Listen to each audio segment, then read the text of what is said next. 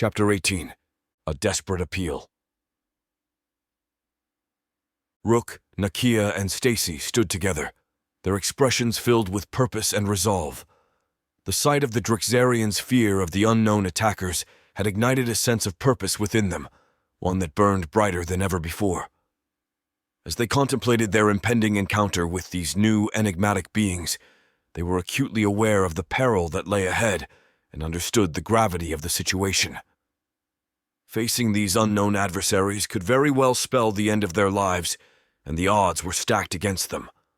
But they were prepared to make that ultimate sacrifice if it meant acquiring the weapons, knowledge, and resources they needed to break free from the shackles of Drixarian control.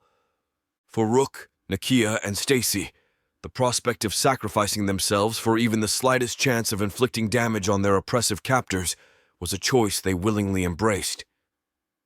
It was a choice born out of a profound belief in the inherent value of freedom and justice. They couldn't bear to be complicit in the enslavement and suffering of another peaceful civilization, knowing that they had the potential to make a difference. They had a plan, a risky one, but one they believed was worth pursuing. It involved requesting an audience with Zahak. Rook and Nakia exchanged glances, their thoughts and emotions a whirlwind of uncertainty.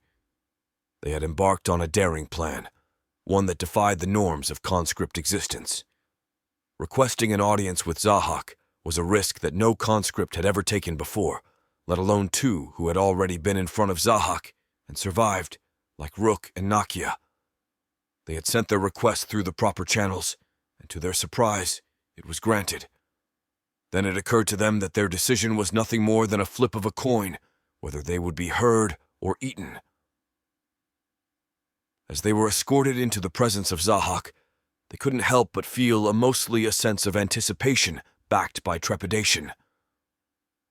Zahak sat on his imposing throne, the girl still standing beside him with the chain that connected them. His piercing red eyes stared at the two conscripts in mild curiosity, and he spoke with a voice that held both power and indifference. "You requested an audience with me. I had to travel from another one of my ships many galaxies away to be here. It had better be worth my time." As they were escorted into Zahak's presence, Rook and Nakia couldn't escape the strong tension that gripped them. The grandeur of Zahak's throne and the presence of the chained girl only added to the gravity of the moment. His crimson eyes bore into them, and his aura exuded an intimidating blend of power and indifference. Despite their apprehension, Rook and Nakia knew that this was their only chance to plead their case. Their fellow conscripts depended on them, and the fate of countless beings hung in the balance. With confidence etched into their expressions, they faced Zahak, ready to speak their truth and confront the fearsome leader of the Drixarians. Rook, his voice unwavering despite the nervous energy coursing through him, stepped forward and began to make their case. "Lord Zahak, we come before you today, not as humans, but as loyal conscripts who seek justice. We have seen the defeat of one of your own, General Krasthor, on Eridani 5th in the Krynis cluster. While we do not mourn his loss, as any Drixarian's demise is a victory for us, we believe that such a defeat should not be allowed to stand. We wish to return to the Krynis cluster and avenge his defeat, to show that the Drixarians are invincible." Nakia, her eyes filled with confidence, continued, "We are willing to face this new threat, to gather intelligence, and to bring back any weapons or knowledge that can aid the Drixarians in reclaiming their dominance. We request your permission to return to the Krynis cluster and fulfill this mission." Zahak leaned back in his throne, considering their words carefully. After a moment of silence, he spoke, "Your dedication is commendable. Very well, you may leave. But remember this. I expect your return with valuable information and the assurance that the Drixarian name remains unchallenged. If you succeed, you will find favor in my eyes. If you fail, you know the consequences."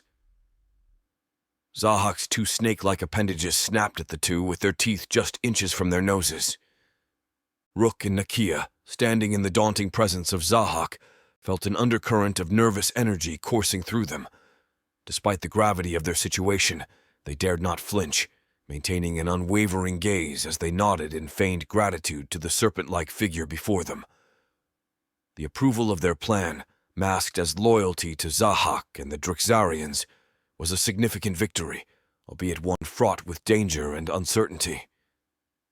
As they turned to leave the chamber, a sense of surreptitious triumph washed over them. They shared a fleeting, knowing smirk, an unspoken acknowledgement of the audacity of their plan.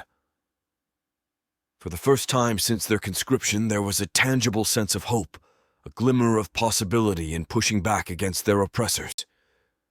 This newfound optimism, however subdued by the reality of their situation, was a powerful catalyst, fueling their resolve. Zahak's voice, deep and resonant, echoed behind them as they exited. "Find more conscripts with such dedication. We have a war to prepare for." The words, intended as a command, only bolstered their quiet rebellion. They were playing a dangerous game, but it was a game that now had the potential to turn the tides in their favor. Walking tall, Rook and Nakia entered the common room, where Stacy eagerly awaited their return. Stacy's eyes had been searching the entrance for any sign of their fate. The subtle relaxation of her posture upon seeing them spoke volumes. She knew that with their return, they were embarking on a perilous journey. The trio congregated, their bond strengthened by a united purpose. There was glimmer of hope among them, a resolve that had been tempered by the fires of hardship and struggle. They were not just survivors anymore. They were insurgents within the heart of their captor's domain. Their plan, while risky, was their first real chance at gaining the upper hand. It involved sabotaging the Drixarian operations from within and finding ways to disrupt the harvest of Teradal. Each of them understood the gravity of what they were about to undertake.